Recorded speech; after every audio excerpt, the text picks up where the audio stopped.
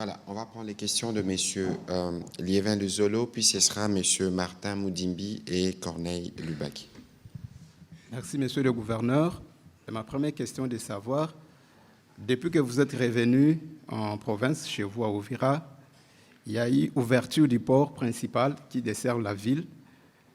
Qu'en est aujourd'hui par rapport aux retombées économiques? Parce qu'on a ajouté, en dehors d'Ouganda, du Burundi, on a ajouté la Tanzanie, mais aussi les Suds, la Zambie.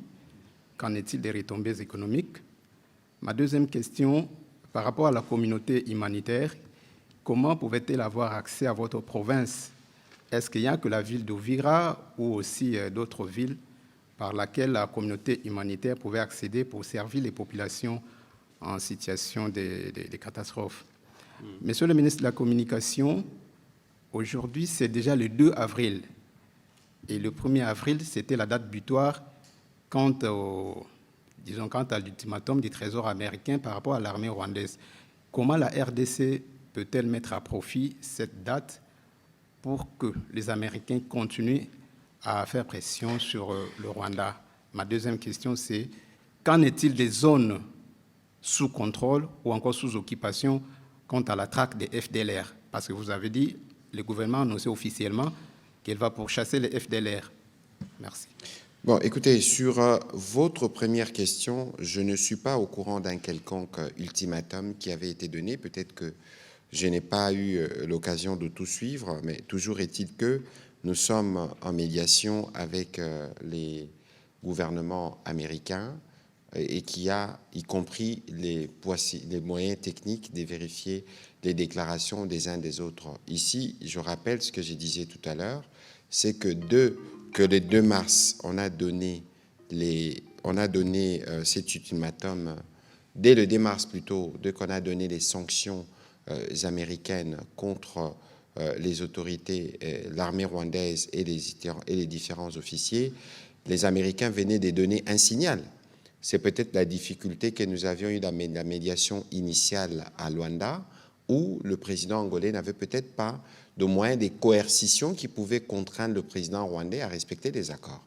Vous avez suivi ce que le gouverneur a dit tout à l'heure, notamment autour des enjeux économiques et du fait que, en tout cas, pour les Rwandais, ils n'imaginent pas, en tout cas le régime du président Kagame, à survivre sans maintenir ces différentes activités de notre côté. Et donc, de toute évidence, nous avons des engagements sur lesquels nous allons travailler pour que l'accord puisse être implémenté. Et dans la partie des engagements qui nous concernent, en parlant justement de la question des FDLR, il ne faut pas oublier que ces questions ont fait l'objet des discussions à Luanda. Et dans les discussions qui ont abouti notamment à la mise en place du CONOPS, il était prévu normalement des activités, et c'est sur quoi nous travaillons, des activités de sensibilisation. Parce que ce sont des sujets rwandais qui sont sur notre territoire, mais ce n'est pas tous ces sujets qu'on dit FDLR parfois abusivement, qu'il faut procéder par la sensibilisation. Il faut le faire, et on a commencé à le faire dans la seule zone qui nous concerne où il y a ces éléments. Vous avez vu que la MONUSCO s'est aussi mise à contribution parce que c'est un travail que nous faisons des communs accords et je pense que dans les jours qui viennent, au fur et à mesure que nous aurons des résultats, nous serons en mesure de communiquer utilement pour dire comment on évolue. C'est que les uns les autres doivent savoir ce que nous avons plus besoin de la paix que le Rwandais. Parce que nous, quand nous regardons justement, les gouverneurs parlaient tout à l'heure des populations déplacées, de populations qui doivent revenir, nous avons, nous, intérêt très rapidement à avancer vers la résolution de cette crise. Je pense que l'engagement du président de la République, plusieurs fois renouvelé, va dans ce sens. Et c'est dans ce sens aussi que nous allons continuer à travailler, notamment sur la question des FDLR dans les différentes phases qui sont prévues dans les CONOPS pour que nous puissions atteindre l'objectif final recherché. Ça veut dire que ces FDLR ne représentent plus le prétexte menaçant du Rwanda et qui retournent dans leur pays au Rwanda parce qu'ils ont eux aussi le droit de vivre dans la société rwandaise. Voilà. Merci, monsieur le gouverneur. Merci, monsieur le ministre. Monsieur des journalistes. Merci pour cette question combien pertinente. Je voulais juste vous dire que la frontière que nous avons commencé, nous avons ouvert la frontière liquide avant la frontière terrestre. Et la frontière liquide, il faut parler ici du port de Kalundu, qui est le deuxième port le plus important de la République démocratique du Congo et le seul port en eau profonde, d'ailleurs, que nous possédons. Il se trouve à Uvira. Il nous connecte effectivement à plusieurs pays, notamment la Zambie via le port d'Mpulungu. Il nous connecte aussi à la Tanzanie via le port de Kigoma, mais aussi au port de Kalemi, de Baraka et le port de Bujumbura. Et donc, ça, c'est un enjeu économique très important. Il faut savoir que cette frontière liquide et terrestre, c'est-à-dire la frontière de Kavimvira entre le Burundi et la RDC à partir d'Uvira, génère environ 47% de l'économie burundaise et environ 64% de l'économie de la province du Sud Kivu. Et donc, c'est des frontières très stratégiques. Maintenant, en termes de recettes générées jusqu'à présent, c'est assez difficile. Ça fait seulement un mois.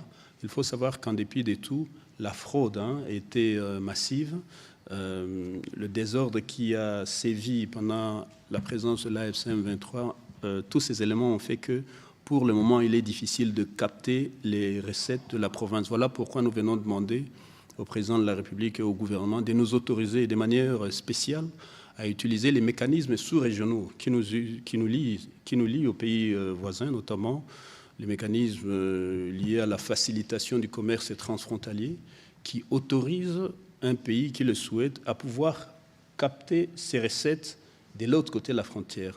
Dans le cadre du RECOS, c'est-à-dire tous ces mécanismes de facilitation du commerce entre les pays de la sous-région, à travers les accords de la CEPGL, de la CIRGL, de East African Community, de la CAC, nous pouvons capter nos recettes. Voilà pourquoi on a dit que tant qu'on n'a pas encore suffisamment maîtrisé les rouages de la fraude qui sévissent encore chez nous, nous avons demandé l'autorisation de pouvoir installer des guichets uniques à partir du Burundi, à partir de Kigoma en Tanzanie, mais aussi à partir du port d'Mpulungu en Zambie, avant que la marchandise ne quitte, destinée au Sud Kivu.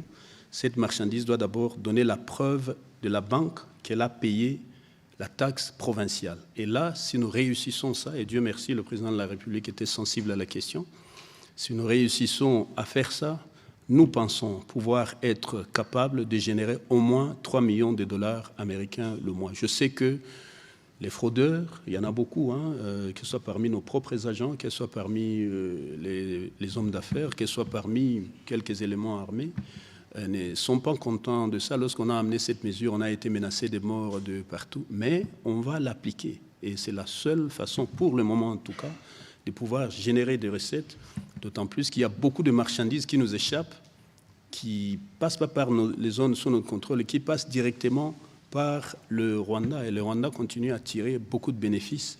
Voilà, pour bloquer ça, il faut qu'on prenne nos recettes de l'autre côté en digitalisant, en créant un mécanisme de guichet unique. Et là, je suis content que les autorités tanzaniennes et zambiennes sont déjà d'accord. Et ensemble avec mes collègues, nous avons créé un cadre de concertation interprovinciale pour les questions de sécurité et économique qui réunit le gouvernement provincial du Sud Kivu, celui du Nord Kivu, d'Ituri, de Maniema, Tanganyika et de Lualaba. Donc nous sommes en train de faire nos tâches.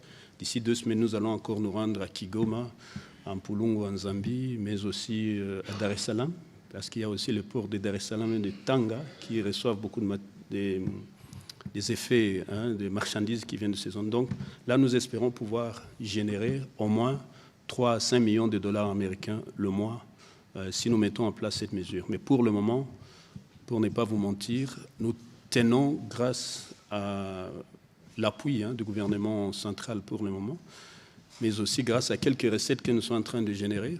Évidemment. Nous ne sommes pas en retard des paiements de nos primes provinciales, mais nous plaidons encore une fois que la rétrocession revienne le plus rapidement possible et que les députés provinciaux, le gouvernement provincial puisse bénéficier, recevoir cette rétrocession. On l'a rappelé encore à la conférence des gouverneurs à Bandundu-Ville il y a quelques jours. Merci.